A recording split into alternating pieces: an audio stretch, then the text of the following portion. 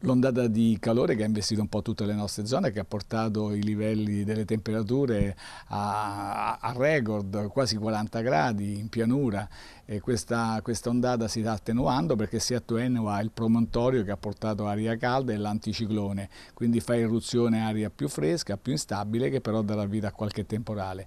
I cambiamenti saranno più evidenti però da domani, dalla seconda parte. Inizialmente abbiamo infatti domani ancora un cielo sereno, poco nuvoloso, dal pomeriggio un aumento della copertura, della nuvolosità, e in nottata qualche fenomeno.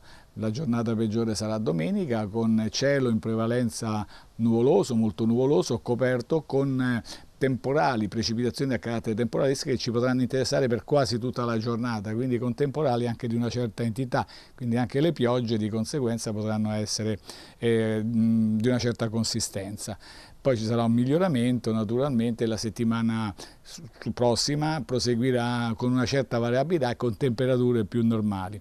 Le temperature, ecco, questo è il lato dolente.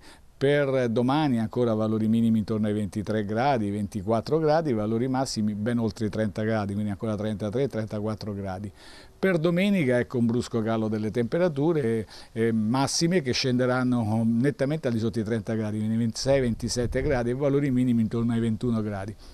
Poi per lunedì riaumentano, ma ripeto si mantengono su valori normali. I venti saranno deboli, di direzione variabile o qualche rinforzo durante i temporali, l'alto Adriatico tende a mosso. È tutto.